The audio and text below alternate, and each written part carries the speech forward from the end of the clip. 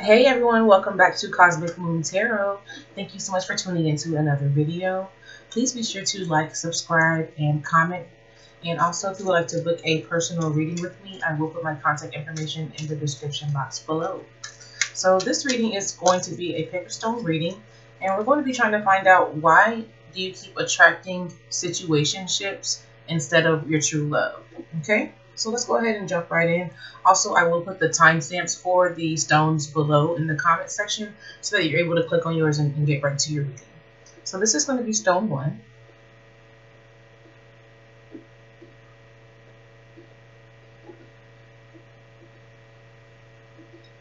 And this is stone 2.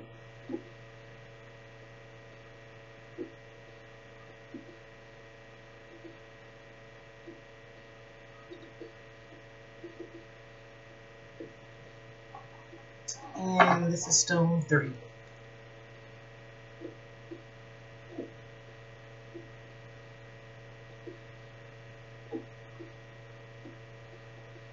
Alright, and if you need more time to choose a stone that resonates with you, just pause the video.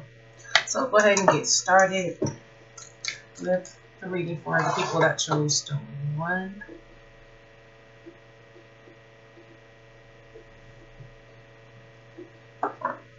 Alright, thank you ancestors, thank you spirit guides, thank you higher self for allowing me to connect with the energy of the people that have chosen stone 1. Can you please give us some insight into why they keep attracting situationships instead of the person that they are going to truly love and be with?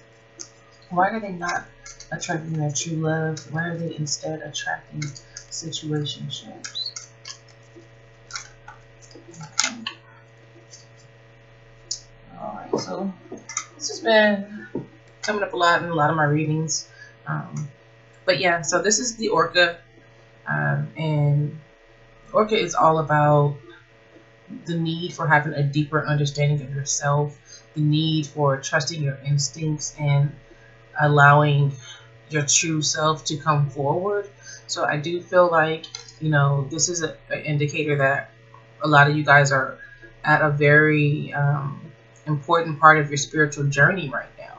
And, you may need companionship, which would come with the situationship and, things like that, but you're not necessarily in a position to be ready for your true love because you're still working on yourself spiritually. And you have so much work to do with that I feel like if your true love was to come around right now, it would potentially distract you from this, okay?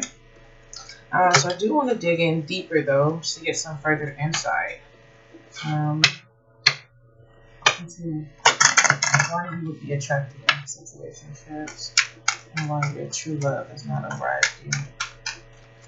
Spirit ancestors, okay, so please give me further insight into why the people that chose stone 1 are attracting the situationships and have not attracted their true love just yet.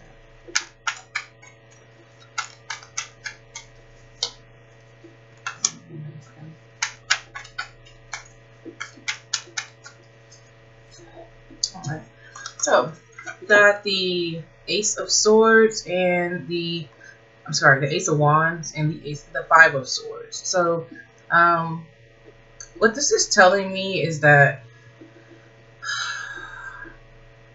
right now, if you were to attract your true love, that there would be a lot of failure and arguments and defeat that would take place, because right now, as I was saying earlier with the Orca animal card that came out, your energy is focused on bringing in a new place in your life spiritually. And so I feel like you would be kind of torn between, like, if they were to come into your life, I feel like you would kind of be torn at that time between feeling like, oh, I can't really do all the spiritual stuff that I want to do because now my true love is here and we have to spend all this time together and get to know each other and bond and blah blah blah. And so you'd end up feeling torn. And when you would end up feeling torn, you would feel defeated. There would be failure. There you would feel like you're failing yourself spiritually. Or if you chose your spirituality over your true love, then you would feel like you're failing your true love.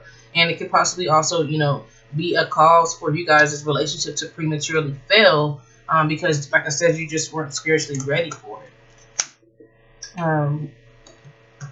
So yeah, I feel pretty confident that that is the message for you guys. And I feel like a lot of you guys know that. A lot of you are definitely very busy with your spiritual work and your spiritual practices, but you keep attracting temporary situations, and so you just want to know, hey, where is my, long-term true love type of situation? What's going on with that? But just as much as I feel like you guys are in a elevation process, I feel like your true love is also working very much so on their self as well. Okay, I just want to get a little further insight into how you guys are being affected by this energy astrologically.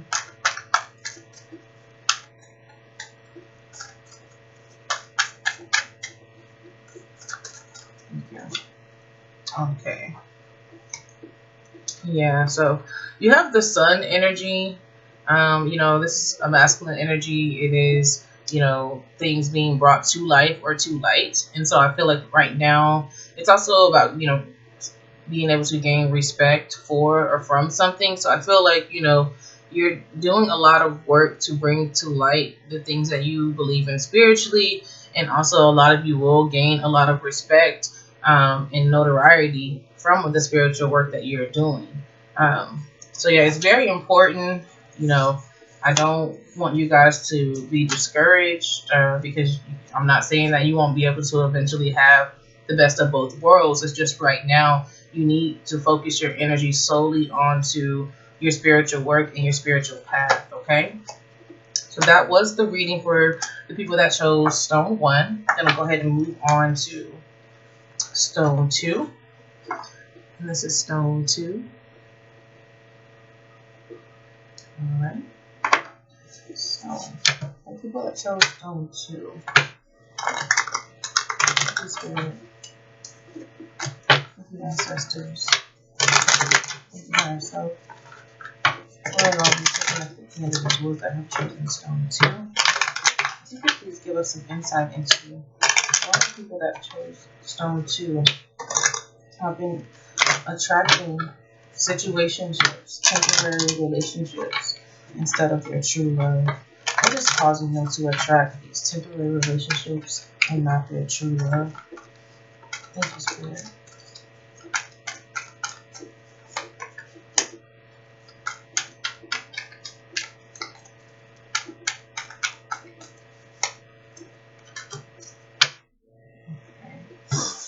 Alright, so first card that came out is the High Priestess card. So the High Priestess is, a very intuitive, mysterious type of energy. I feel like for a lot of you guys, the people that you are attracting are actually triggering things that are hidden deep within you. Painful experiences, trauma, things of that nature that are hidden deep beneath the surface. And you're attracting certain individuals to you that you may not have a true love situation with, but the temporary purpose for them to come around is so that they trigger emotions and things that you are bearing with beneath the surface that only the High Priestess would be able to see. But the point of this is so that you're able to heal. The point of this is so that you're able to deal with these hidden things that you've been, pushing deep down for such a long time. And the reason being is, once your true love comes around, you want to be, as healed as possible. You want to be as whole as possible. You want to be bringing your best self to that connection and to that relationship. And so, a lot of you guys are doing this and don't even realize that you're doing it because it's for your own good. So these people that are coming around, I bet you if you look back at the situationships with them and then at the end of them, look at how much you've grown since you started dealing with that person and it ended. Look at how much you've grown. Look at how much you've healed. Look at how many things that you were forced to face that you kind of pushed down below the surface and kind of were hiding from other people or hiding just, from yourself in general. And so by dealing with these people that were temporary, it forced you to go within and forced you to dig up those things from the past and face those things, okay? The other reason why that came up is the 9 of Pentacles. So the 9 of Pentacles, it is a very it's an energy to me that like definitely craves knowledge.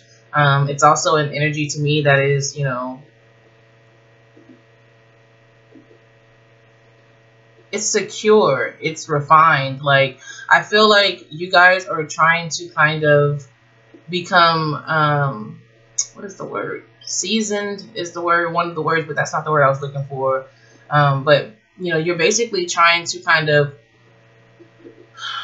learn things that you need to learn about being stable. You're basically trying to work on bringing something to the table and kind of being secure in your own right, so that once you get into a relationship with the person that you truly are going to love, it can be a equal exchange and equal balance. You guys will be on equal footing, you know.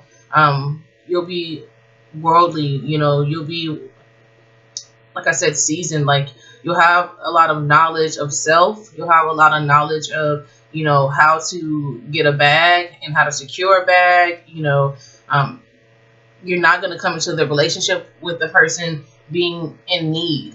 So it won't be a situation where, you know, you can't even focus on having the true love with the person because you're so needy, because you're dependent upon them. Okay. So this is going, you're basically making sure that you secure your independence first. So you are healing past traumas, hidden traumas, and then you are making sure that you secure your own bag and that you're financially stable and that you are, you know, I keep hearing well traveled for some of you guys, well versed, seasoned. Like you just want to make sure that, you know, you know a lot of things, that you've experienced a lot of things, that you've seen a lot of things. Like I don't feel like you want to go into the relationship kind of like naive or feeling like, oh, my partner is so much more experienced and they know so much more than me in life. I mean, you guys will still be able to learn things from each other, but I just feel like it's basically forcing you to like be the best version of yourself, like in a physical sense, you know, and in a spiritual sense, because you're dealing with emotions and things that are hidden beneath the surface that are, you know, part of your shadow self, and then on the outward side, you're working on being, you know, secure, materially secure, stable. And so that is something that is blocking you from finding your true love, and the reason why you're attracting situationships.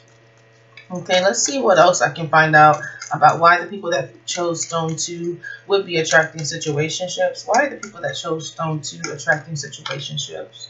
Thank you.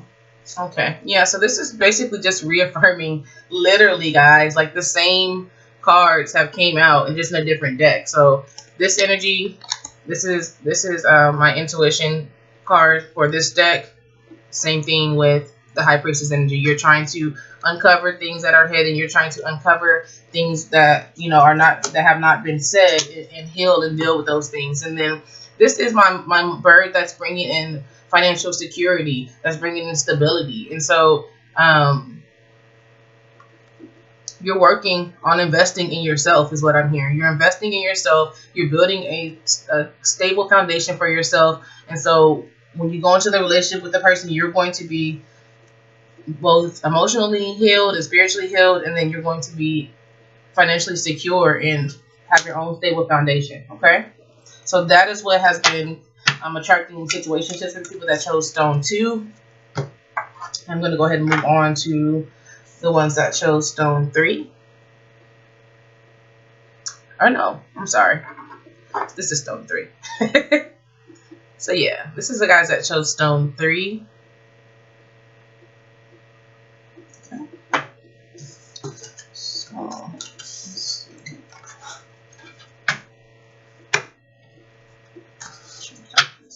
Thank you, Spirit. Thank you, Ancestors. Thank you, Higher Self, for allowing me to connect with the individuals that have chosen Stone 3. If you could please give us some insight into why the people that chose Stone 3 would be attracting situationships and they are not currently attracting their true love. Why are they attracting so many situationships and not their true love, Spirit? Thank you, Spirit. Thank you, Ancestors. Thank you, Higher Self.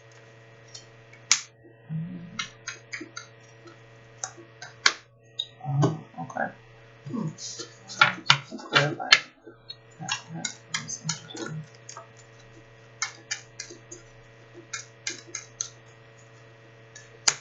Okay. All right.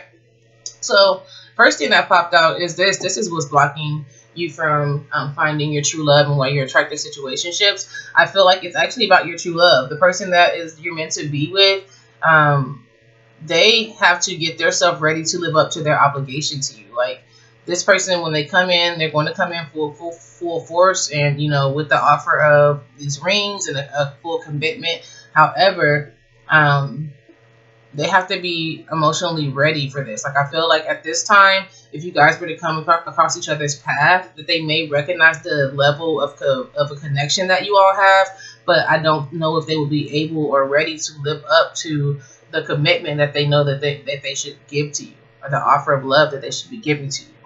Okay.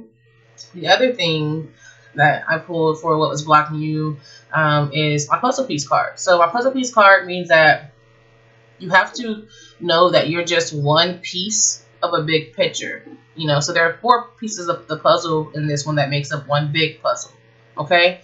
And this energy is just saying that basically until you realize that everything that you would do if you were in a relationship would affect the person that is your true love, then you won't necessarily be ready to receive them. Like when they come in with this offer of this commitment, everything that you do is going to affect them. And I kind of feel like right now a lot of you guys are used to kind of doing your own thing and doing shit however you want to do it. And some of you may even feel like I'm going to be faithful. I'm going to really love them. So why do I have to sacrifice or change so much, or consider someone else's opinion or feelings about every little thing? But it's because you and this person are probably going to have some type of a family situation together, where everything that you do is going to affect not only just you, not only just them, but the entire family.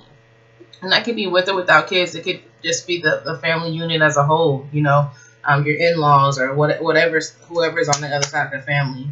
But yeah, so that's one thing. That's one part of that's blocking you. The other thing is establishing a good pattern and a routine for your life. Like I feel like some of you guys are kind of you're single. You live in a single life. You don't really have to answer to anyone. It kind of goes in line with the puzzle piece energy where you don't have to really worry about so much how your actions are affecting situationships because they're just situationships. And then as far as your routine goes, like I feel like you just kind of like do whatever you want to do. You might stay up all night, one night till 3. You might go out with your friends, till 5 a.m. Whatever. I feel like it could possibly be blocking you though from the type of commitment that you want. Like I feel like you have to kind of start living your life the way that you want for your life to end up turning out. So it's like kind of, I'm not saying stop living and don't go out with friends and enjoy the single life, but at the same time, kind of put some limitations and restrictions on yourself to kind of start establishing good habits that you would want to have if if the love of your life was to show up tomorrow with these wedding rings, So yeah, that is the first part of what I feel like is blocking the people that chose Stone 3. Do you want to pull a few parts from this deck as well to see?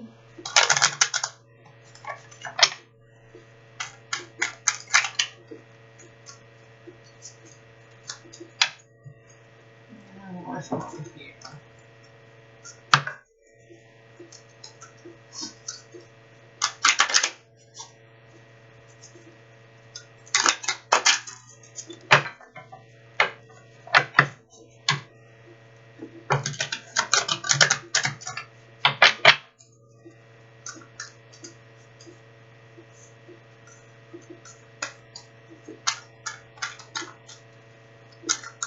Spirit. What's our final piece of the message that you have that chose Stone 3? You guys got a lot going on. Okay. So, you got the 8th house, which is ruled by Scorpio.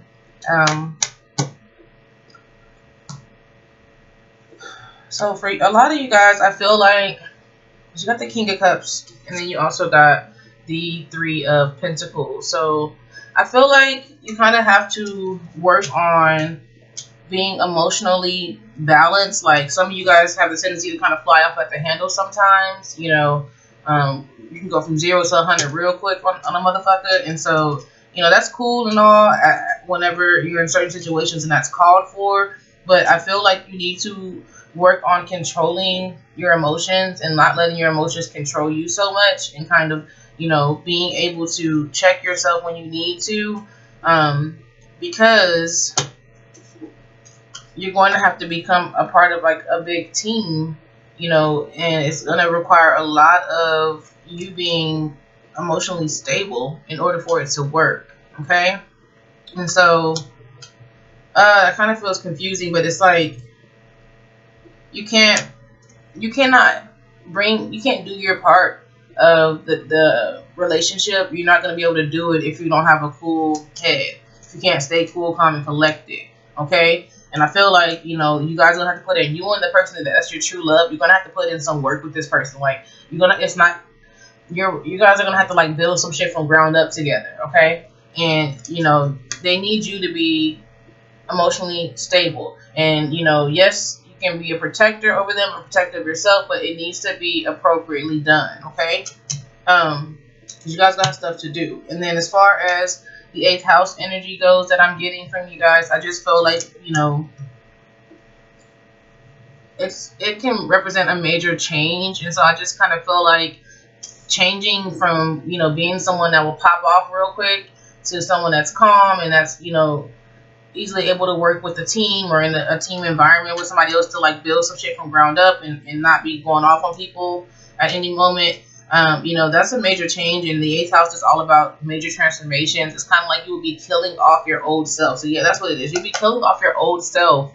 Not in a literal sense, of course, guys, but you'll be killing off your old self and kind of allowing a new version of yourself to kind of rise from the ashes is what I'm hearing. Okay.